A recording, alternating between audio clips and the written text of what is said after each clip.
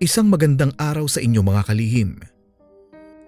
Panibagong kwento ng kababalaghan ang inyong mapapakinggan. Bago natin simulan ang ating kwento, huwag mong kalilimutang mag-subscribe sa YouTube channel na ito. Ako si Papa Obet at ito ang Lihim ng Gabi.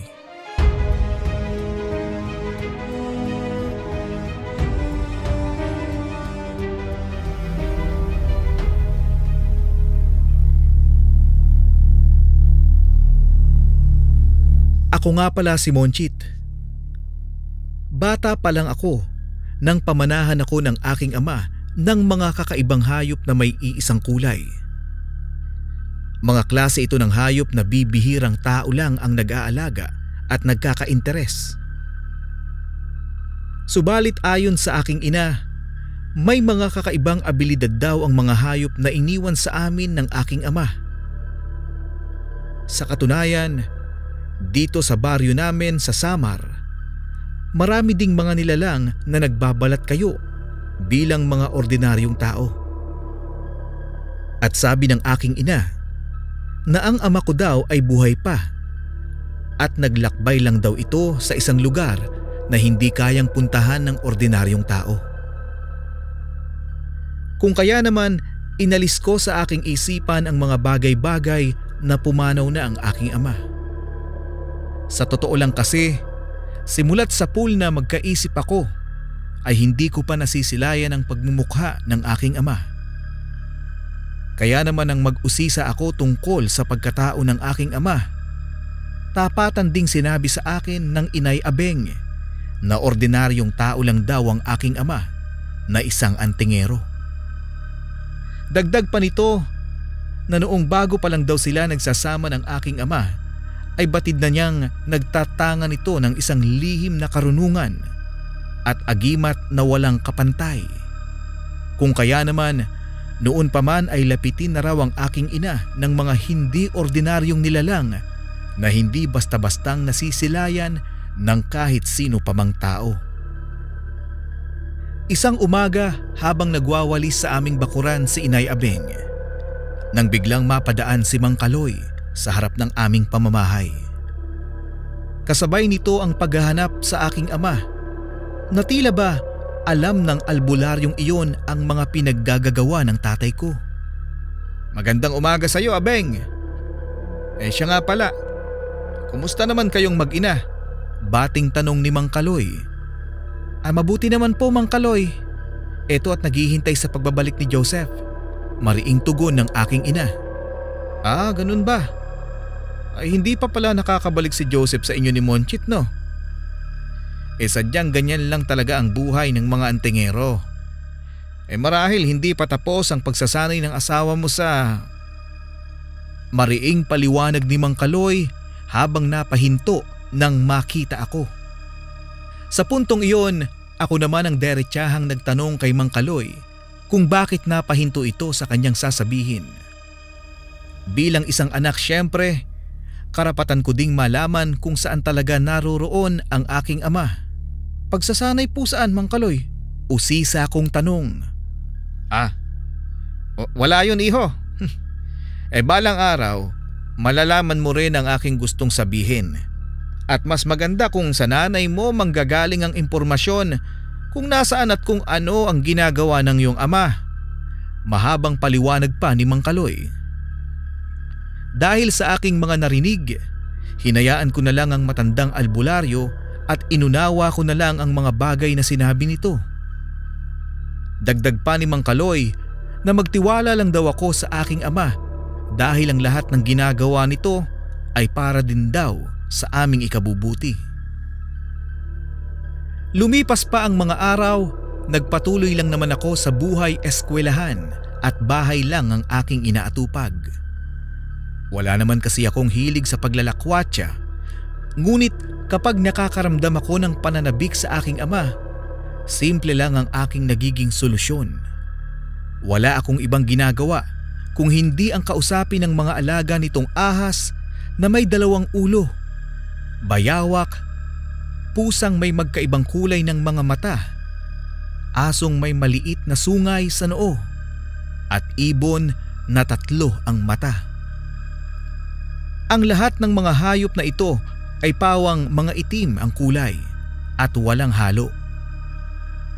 Isang gabi, habang nagmumuni-muni akong nakatingala sa kalangitan, nang makarinig ako ng isang tinig sa aking isipan na nagsasabi ng, "Monchit, anak, pakawalan mo ang mga alaga ko. Mga bantay sila sa dilim. Madali ka." Mariing utos ng tinig na iyon. Huh? Huh? Sino po kayo? At bakit ko po papakawalan ng mga alagang hayop ng aking ama? Patanong kong tugon. "Anak, ako ito anak. Ang iyong ama. Magtiwala ka lang. Balang araw, malalaman mo rin ang lahat. Kaya pakawalan mo na sila at pumasok ka na sa ating bahay." Saad pa ng tinig na iyon. Kung kaya naman wala akong nagawa kung hindi ang pakawala ng mga alagang hayop ng aking ama. Sa pagbukas ko sa pintuan ng mga hayop na iyon, dali-dali namang naglabasan ng mga ito sabay pumwesto sa harapan ng aming bakuran. Pakiramdam ko ng mga oras na iyon, tila may inaabangan ng mga ito na kung anumang nilalang. Ngunit ayon sa aking ina, hayaan ko lang daw ang mga alaga ng aking ama dahil kusa daw babalik ang mga ito sa kanilang kulungan pagsikat ng bukang liwayway. Maya-maya pa, habang nagro-rosaryo ang aking ina na nakaluhod sa aming altar, bigla naman akong nakarinig ng mga tinig sa labas ng aming pamamahay. Kung kaya naman sa pagsilip ko sa siwang ng aming bintana, nakita ko ang 3 nilalang na namumula ang mga mata habang umaangil. "Iwasan niyo ang mga alagang bantay ni Joseph sa kanyang mag-ina. At siguradong nagtataglay ang mga hayop na ito ng lihim na karunungan." Mariing saad ng isang lalaki. "Masyadong tusong ang tingerong yun. Dahil hindi natin makukuha ang kanyang anak kapalit ang hiyas ng mga engkanto." Sambit pa ng isang lalaki. "Kapag nakuha naman natin ang hiyas ng mga engkanto, tayo na ang maghahari sa baryong ito. At ang lahat ng mga antingero, gayon din ang pamilya ng mga ito, ay gagawin nating alipin." Mariing paliwanag pa ng isang lalaki. Ilang minuto pa ang nakalipas, laking gulat ko nang biglang lumundag ang isang nilalang patawid sa aming bakuran.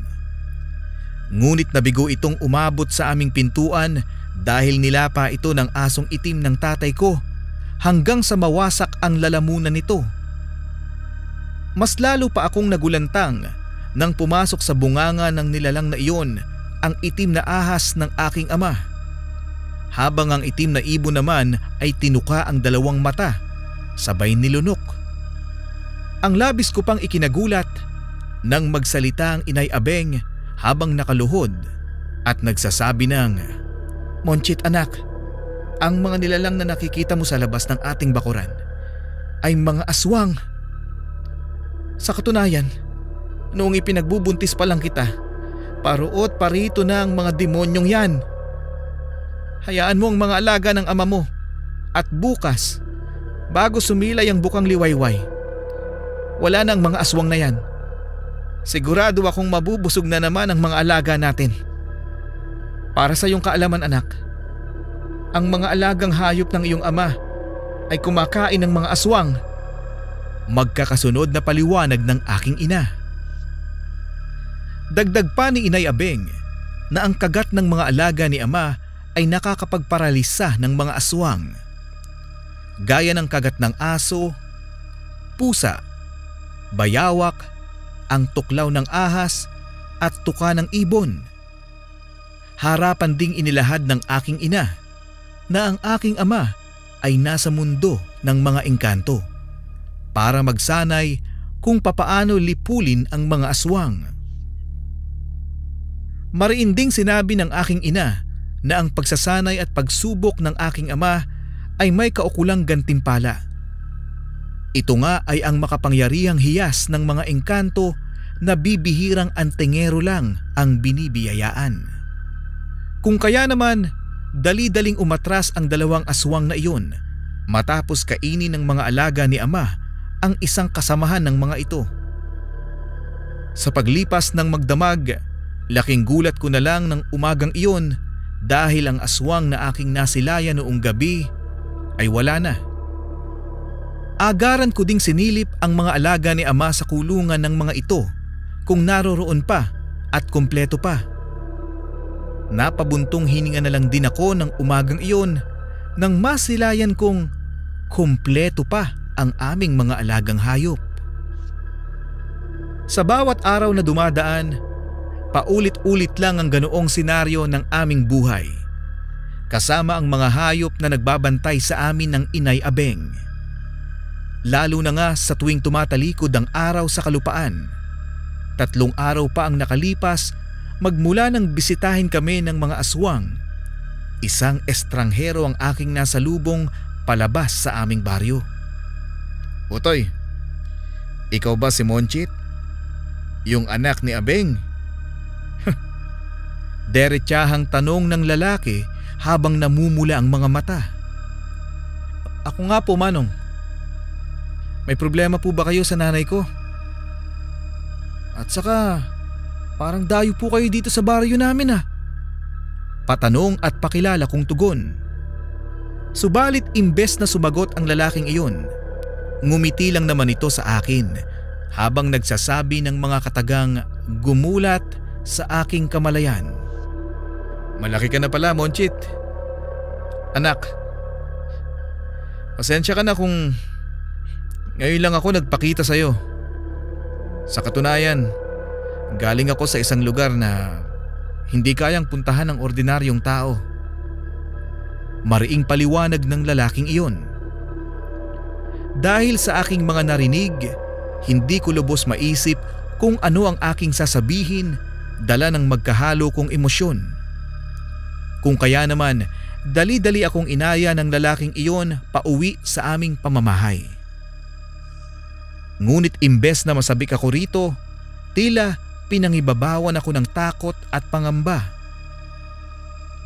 Kung pagmamasdang maigi kasi ang itsura ng lalaking kasama ko, masasabi kong isa itong ermitanyo na may mahabang buhok at balbas, habang ang kasuotan nito ay gawa sa pinagtagpi-tagping bahag na balat ng hayop.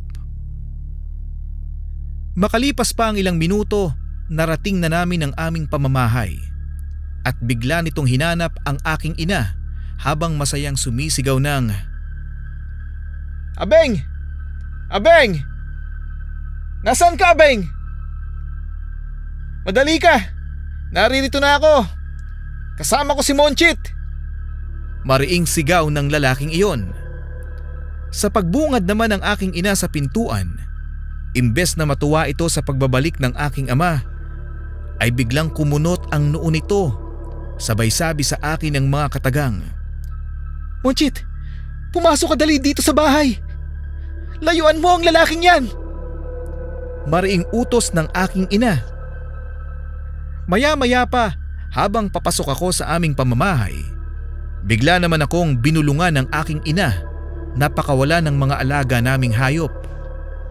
Kaagad ko namang sinunod ang utos nito at dali-daling sumalakay ang mga iyon sa lalaking nasa labas ng aming pamamahay. Kaya naman laking gulat ko nang sunggaban nito ng mga alaga ni ama. Isang indikasyon na hindi iyon ang tunay kong ama. At marahil isa din itong aswang na ginaya ang wangis ng tatay ko. Gayunpaman, nang mapadaan si Mang Kaloy sa harap ng aming pamamahay at nakita ang nangyayari sa aming bakuran, dali-dali nitong binato ng tigalpong pamako ang lalaking nagpapanggap na aking ama. Sa pagsubsob nito sa lupa, lumabas ang tunay na wangis nito na isang aswang. Kung kaya naman, labis ang takot na aking nararamdaman habang nilalantakan nito ng mga alaga ni ama. Para hindi mahintakutan ng mga tao, hinila ng aso naming itim ang bangkay ng aswang na iyon sa ilalim ng aming silong. Sa pagpapatuloy ng ganoong pangyayari, tuluyan itong binawian ng buhay. Napagtanto ko rin sa aking sarili na kaya naman pala hindi ako nakakaramdam ng pananabik sa lalaking iyon ay dahil hindi pala ito ang aking tunay na ama. Paliwanag pa ng aking ina na kung totoong nakabalik na ang aking ama, 100% hindi ito lilitaw sa aming baryo para magpakita sa mga tao ng basta-basta lamang. Dagdag pa nito na kung babalik ang Tatay Joseph ay sa likod ng bahay namin ito lalabas, kung saan naroroon ang puno ng akasya na nagsisilbing lagusan ng mga engkanto. Tandaan mo, Monchit, anak, marami pang mga aswang ang magpapanggap na ama mo. Kaya kung may magpapakilala sa iyong ama mo sila, hanggat maaari, iwasan mo sila para hindi ka mapahamak. Ang sabi ni Inay Abeng. Anak, kung babalik man ang ama mo, 100% kung sasabihin sa iyo na dito lang sa punong ito siya lalabas. Magkasunod na paliwanag ng aking ina, sabay turo sa puno ng akasya.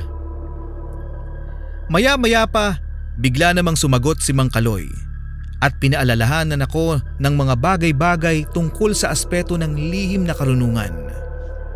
Ayon dito, sa gaya kong wala pang muwang sa mga lihim na karunungan, mas makabubuting basahin ko daw ang libretang iniwan ng aking ama.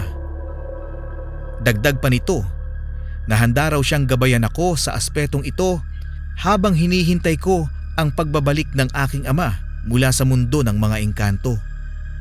Kung kaya naman sa mga sumunod na araw, sinimulan ko na ang pagbabasa ng mga buhay na salita na magagamit ko kontra sa mga aswang at masasamang uri ng mga elemento. Sa bawat araw na dumaraan, palagi rin akong nagtutungo sa pamamahay ni Mang Kaloy upang sanayin ang aking abilidad bilang bagong antingero. Subalit habang lumalalim ang aking kaalaman sa aspeto ng lihim na karunungan, marami ding nilalang ang sumusubok sa aking angking kakayahan. Kung kaya naman, nang tumuntong ako sa hustong gulang at isa na akong ganap na binata, dito na rin nagbago ang takbo ng aking buhay.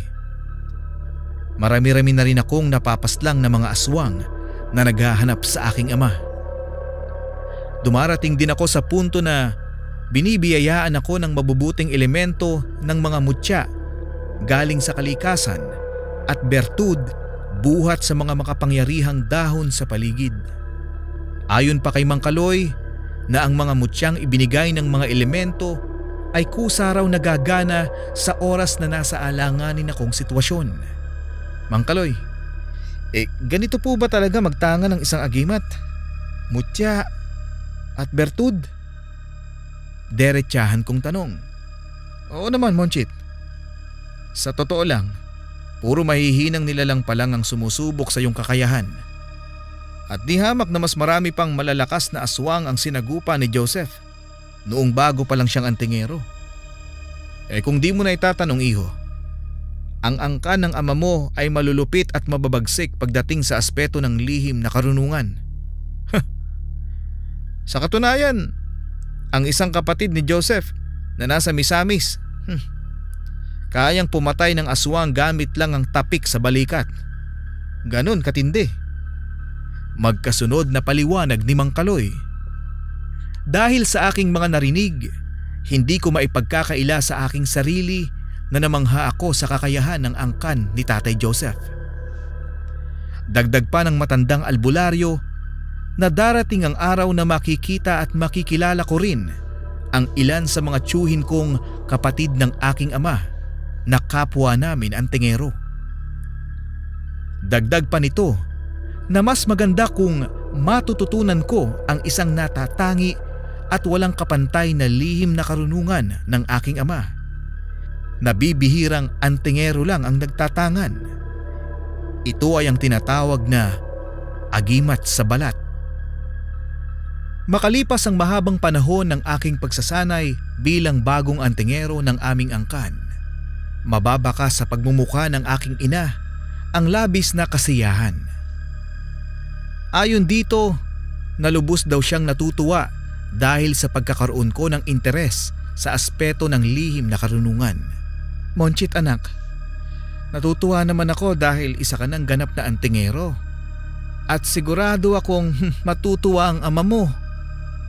Mariing paliwanag ng Inay Abeng. Oo nga po, Inay. Kaya naman nagpapasalamat din po ako kay Manong Kaloy. Kung hindi po dahil sa kanya, malamang sa malamang hanggang ngayon, mangmang pa rin po ako sa aspeto ng lihim na karunungan. Tugon kong paliwanag. Alam mo kasi anak, si Manong Kaloy mo ay hindi na rin iba sa ating pamilya. Dahil matalik siyang kaibigan ng lolo Banong mo, ang ama ng tatay mo. Mariing paliwanag ng aking ina. Tumangulang naman ako sa mga sinabi ng aking ina bilang pagsang-ayon. Napagtanto ko rin sa aking sarili kung bakit ganoon na lang ang malasakit sa amin ng matandang albularyo. Dahil matalik pala itong kaibigan ng lolo ko na parang pangalawang ama na rin ng tatay ko. Sa paglipas pa ng mga araw, nagpatuloy lang ako sa buhay at ginamit ko ang aking kakayahan para makipag-ugnayan sa mga elementong bahagi ng kabilang mundo. Iyon naman ay upang makibalita lang ako tungkol sa kalagayan ng aking ama. Subalit ayon sa mga ito, mapalad daw ang aking ama dahil sa 10 antingero na pinili ng maharlikang hari ng mga engkanto. 7 sa mga ito ang hindi kinaya ang pagsubok. Sa madaling salita, pinatay ito ng kanilang mga nakatunggali. Ayon naman sa mga lambana, ang pagsubok sa kabilang mundo ay hindi kagaya ng inaakala ko dito sa mundo ng mga tao.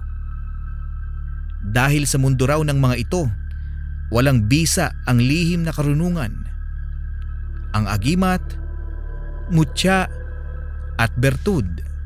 Ang binibigay daw na pagsubok ng maharlikang hari ng mga engkanto ay nakabase sa pisikal na lakas ng mga antingero.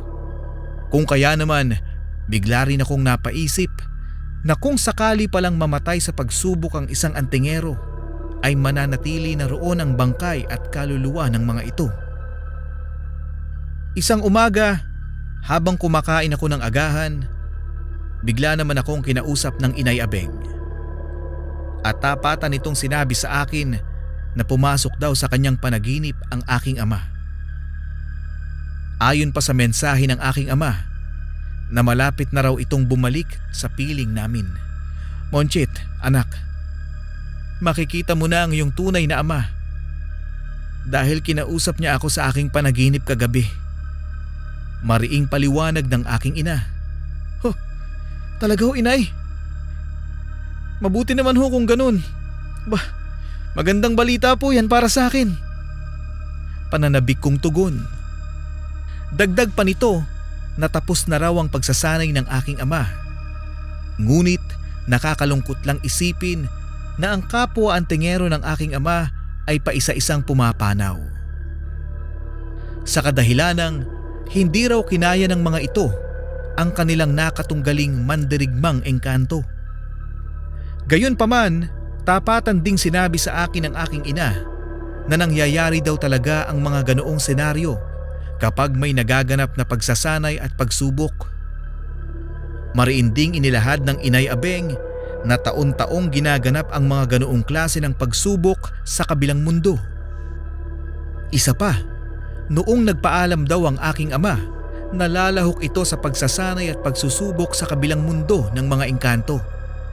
Inihanda raw nito ang kanyang sarili sa kung anuman ang sasapitin ng tatay ko bago pa man ako iniluwal sa mundo. Bagamat suntok sa buwan ng lakad na iyon ng Tatay Joseph, subalit nagtiwala pa rin ang aking ina sa kakayahan ng aking ama. Kung kaya naman sa paglipas pa ng mga araw, nagpatuloy lang kami ng nanay ko sa aming nakagisnang buhay. Para hindi mainip ang aking ina noong mga panahong ito, nilibang nito ang kanyang sarili sa paglalako ng mga kakanin sa aming baryo. Habang ako naman noon ay palaging pumupunta sa aming likod bahay at pinagmamasdan ng matayog na puno ng akasya. Sa isang banda naman, napapaisip din ako sa punong iyon kung papaanong ang isang simpleng puno ay nagkaroon ng lagusan o yung tinatawag na portal. Gayunpaman, habang binibilang ko ang mga araw kung kailan babalik ang aking ama, panaka-naka naman akong nakakakita ng mga nilalang na padaan-daan sa harapan ng aming pamamahay. Alam ko rin sa aking sarili na hindi ordinaryong tao ang mga iyon at kaya pabalik-balik ang mga ito. Marahil inaabangan ng mga ito ang aking ama. Sa puntong iyon, hindi naman ako gaanong nababahala sa mga nilalang na iyon. Gayong kasama namin ng Inay Abeng ang mga alaga ni ama. Monchit, anak, alam ko kung ano yung iniisip mo. Kung ako sa'yo, hayaan mo lang ang mga demonyong yan na sumulyap-sulyap sa ating pamamahay. Isipin mo na lang, anak, na hanggat naririto sa puder natin ang mga alaga ng ama mo, para mo na rin siyang kasama. Ni isa sa mga demonyong iyan ay mag-aalangan na gambalain tayo. Magkakasunod na paliwanag ng aking ina. 2 araw pa ang nakalipas, laking gulat ko naman nang may lumapit sa aming pamamahay at lakas loob itong nagpahayag sa aking ina ng isang usapin. Hindi ko alam kung sino ang tinutukoy nito. Ngunit sigurado ako sa aking sarili na hindi iyon isang ordinaryong tao. Abeng, may magandang araw sa'yo. Inabalitaan namin na tapos na ang pagsubok sa kabilang mundo at napakapalad ni Joseph. Dahil sa 10 antingero, 2 lang silang natira at nakapasa. Pero huwag kang magsaya at matuwa dahil may haharapin pang laban ng asawa mo sa amin.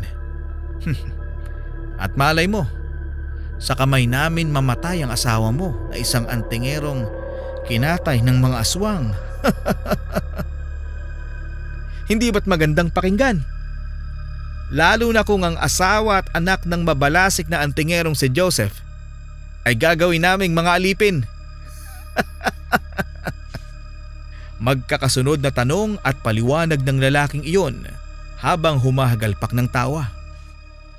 Dahil sa mga narinig na pang-iinsulto sa aking ina ng mga lalaking iyon, tahimik lang naman itong nakatitig sa lalaki habang nakakunot ang noo. Kaya naman ang makita kong bumubuka-buka ang bibig ng aking ina, walang sabi-sabi nitong binato ng tigalpo ang lalaking iyon. Hindi rin sukat akalain nito na marunong palang gumamit ng mga buhay na salita ang aking ina. Sa pagsubsob nito sa lupa, nataranta naman itong tumayo at nagtatakbo papalayo sa aming pamamahay. Kayo! Ano pang ginagawa nyo rito? Gusto ba ninyong isunod ko kayo sa kasama nyo? Itong tatandaan ninyong mga demonyo kayo. Huwag na huwag ninyong kukutsain ang aking mag-ama o kahit sino ng miyembro ng aking pamilya.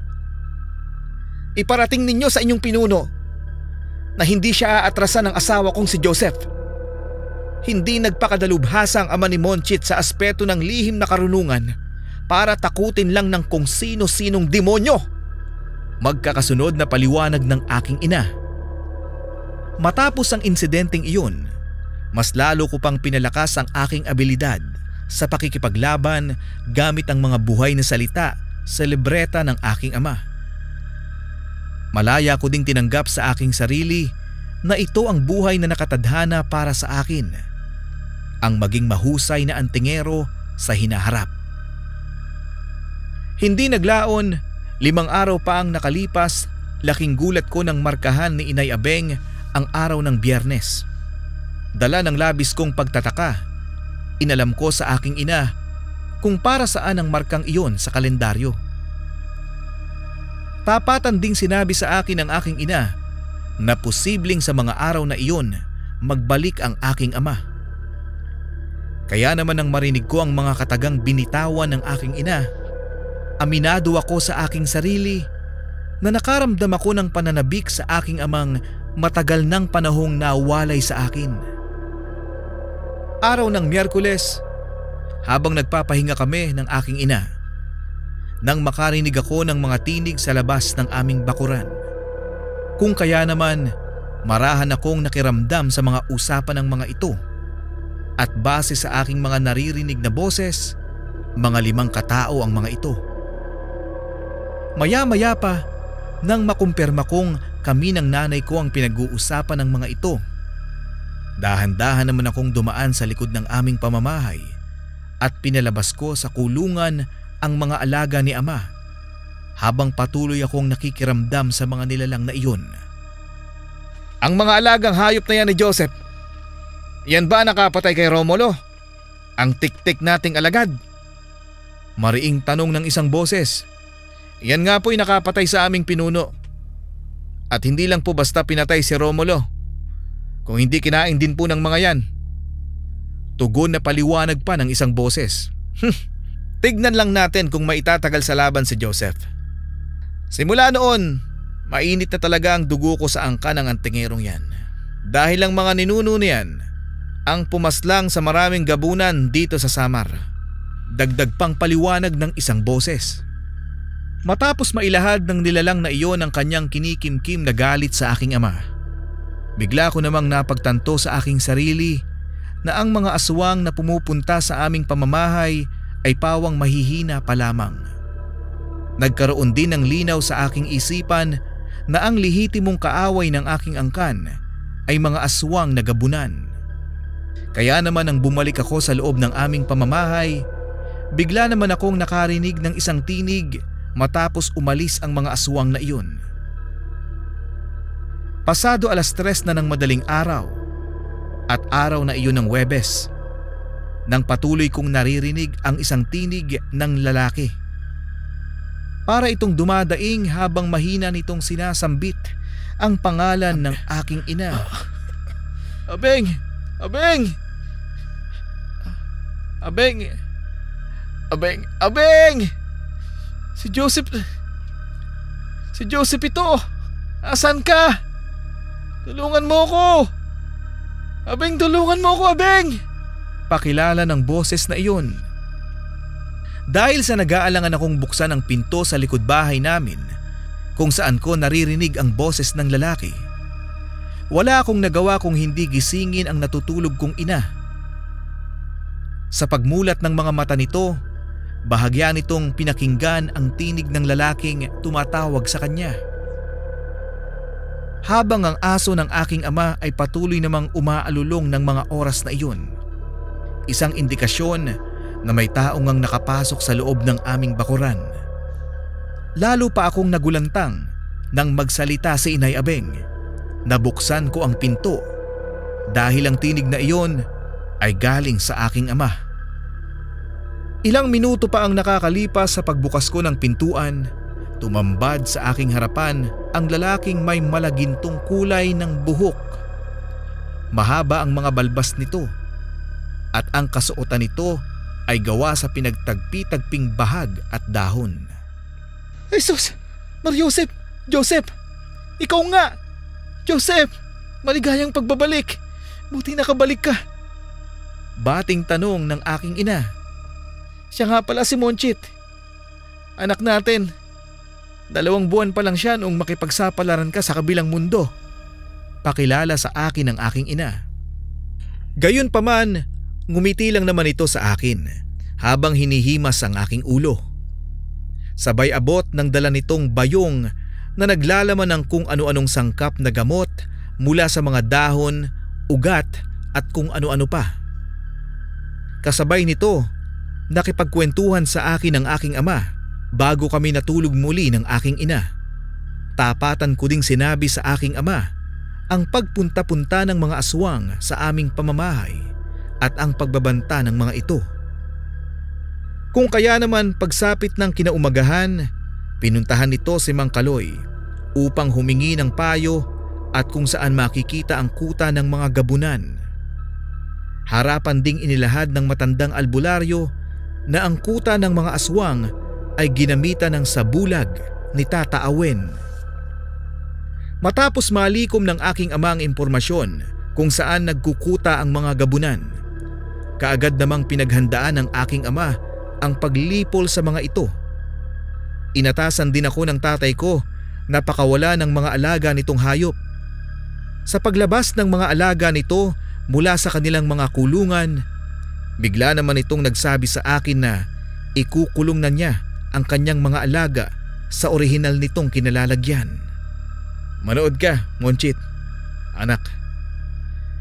Ang kakayahan kong ito ay ipapasa ko rin sa iyo balang araw. Mariing paliwanag ng aking ama. Sa puntong iyon, marahang umusal ng buhay na salita ang aking ama, habang taimtim na bumubuka-buka ang bibig. Sa isang iglap lang, biglang hinigop ng kung ano nang enerhiya ang mga alaga nitong hayop at dumikit sa katawan ng tatay ko. Ang asong itim ay napunta sa dibdib. Ang ahas ay pumulupot sa braso. Ang pusa ay napunta sa tiyan. Samantalang ang bayawak ay kumapit sa hita at ang ibon ay napunta sa likod at katawan ng aking ama. Dagdag pa ng tatay ko na ang aking nasilayan ay kaparte lamang ng kanyang malalim na aral ng lihim na karunungan na pamana ng aking lolo. Nabubuhay daw ang mga hayop na iyon depende sa kung ano ang nais mangyari at ipagawa ng mga antingerong nagmamay-ari sa mga ito. Sumama ka sa akin, anak, para makita mo kung papaano ko gamitin ang mga nakaburdang hayop sa aking balat. Sapat na ang mga burdang ito at ang tinataglay kong hiyas ng mga engkanto para lipulin ang mga gabunan na mortal na kaaway ng ating angkan. Magkasunod na paliwanag ng aking ama. Kung kaya naman ang sumapit ang itinakdang araw ng pagpunta namin sa isang masukal na kakahuyan kung saan nagkukuta ang mga aswang. Kaagad akong inabisuhan ng aking ama na kahit ano pa man ang mangyari, wag daw akong lalayo sa tabi nito. Maging si Mang Kaloy noon ay nagtataka rin kung bakit wala man lang kaming tangan na sundang o buntot pagi. Kaya naman tapatan ding sinabi ng aking ama na sapat na ang tangan naming lihim na karunungan, agimat at bertud. Hindi rin tumutol ang aking ina nang hilingin ni Tatay Joseph na isasama ako nito sa kuta ng mga aswang. Sa pagbagtas namin ng daan patungo sa kuta ni Tata Awen, nakarating kami sa isang lugar na sinabi ni Mang Kaloy upang makita namin ng ama ko ang komunidad ng mga aswang. Ginamit nito ang kanyang hiyas, sabay isinaboy sa hangin ang isang dakot na pulbos na nagtataglay ng mahika.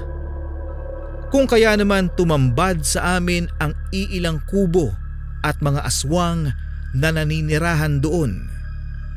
Sa isang dako naman, isang tinig ang umaalingaw-ngaw sa buong komunidad habang nag-aangil ang mga aswang. Magaling, Joseph! Yan ba ang makapangyarihang hiyas ng mga engkanto? Akalain mong natuntun mo ang kuta namin ng ganoon kabilis. Ngayon, magsalita ka. Ano ang pakay mo sa amin at isinama mo pa yung anak mo sa iyong kahibangan? Magkasunod na tanong at paliwanag ni Tata Awen ayon sa tawag ng mga aswang dito. Naririto ako para sa isang duelo. Kapag napatay mo ako, makukuha mo ang hiyas ng mga engkanto. At kapag napatay naman kita, gagawin kong alipin lahat ng gabunan sa bayan na ito. Mariing hamon ng aking ama. Kung kaya naman nang tanggapin ni Tata Awen ang hamon ng aking ama at ang lahat ng estilo sa pakikipaglaban na pwedeng gamitin, sumang-ayon naman ang lahat ng aswang na naroroon. Habang ako naman ay patuloy lang sa pagmamasid sa kung ano ang susunod na mga mangyayari. Sa pagpapalit ng anyo ni Tata Awen, tinitigan lang naman ito ng aking ama habang bumubuka-buka ang bibig nito. Ilang minuto pa ang nakakalipas, bigla namang kumawala sa katawan ng aking ama ang mga alaga nitong hayop. Halos hindi rin makapaniwala ang mga aswang sa kanilang nakikita. Dahil sa abilidad ng aking ama na binuhay ang kanyang mga alaga sa pamamagitan lang ng buhay na kataga. Sa bawat bato ng hangin ng tigalpong pamako ng Tatay Joseph, tila binabalibag sa lupa si Tata Awen at umaatake naman ng sabay-sabay ang mga alaga ni Ama. Mukhang mataas na antas na lihim na karunungan at kakaibang abilidad. Abilidad ng isang antingerong nagsanay sa mundo ng mga engkanto ang ipinapamalas ni Joseph. Maanghang na sambit ng isang aswang. Oo nga, kahangahangang kakayahan. Napiling antingero lang ang may kayang magtanga ng ganyang agimat. Gulat pang saad ng isang aswang. Sa loob lang ng 30 minuto, humandusay sa lupa si Tata Awen habang nilalapa ng mga alaga ni Ama. Halos napunit ang lalamunan nito at wakwak naman ang tiyan. Habang ang alaga namang ahas ng tatay ko ay pumasok sa bunganga ng matandang gabunan. Ang bawat aswang na nagtangkang sumalakay sa aking ama ay madali lang nitong binabalian ng mga leeg. Dahil sa takot ng ibang aswang na patayin sila ng aking ama, harapang lumuhod ang mga ito habang nagsusumamo na buhayin sila. Dahil sa mga pangyayaring iyon, napagdesisyonan na lang ng aking ama na sumailalim ang mga ito sa aming kapangyarihan. Kapalit ang kasunduan na susunod sila sa mga bagay-bagay na ipapagawa ng Tatay Joseph at huwag mambibiktima ng mga inosenteng tao sa aming baryo. Magmula nga noong matalo ni Tatay Joseph si Tata Awen, ginamit nito ang ibang gabunan para patayin ang ibang lahi ng aswang na sumasalakay sa mga baryo. Habang ako naman noon ay nagpapakadalubhasa sa pagiging antingero na gamit ang bagong agimat sa balat na itinuro ng aking ama. Magpasa hanggang ngayon, tangan-tangan ko pa rin ang agimat sa balat ng aking ama. Kung kaya naman, nang isinilang ang panganay kong si Joaquin, nakatadhana na sa kanya ang agimat na pamana ni Itay Joseph.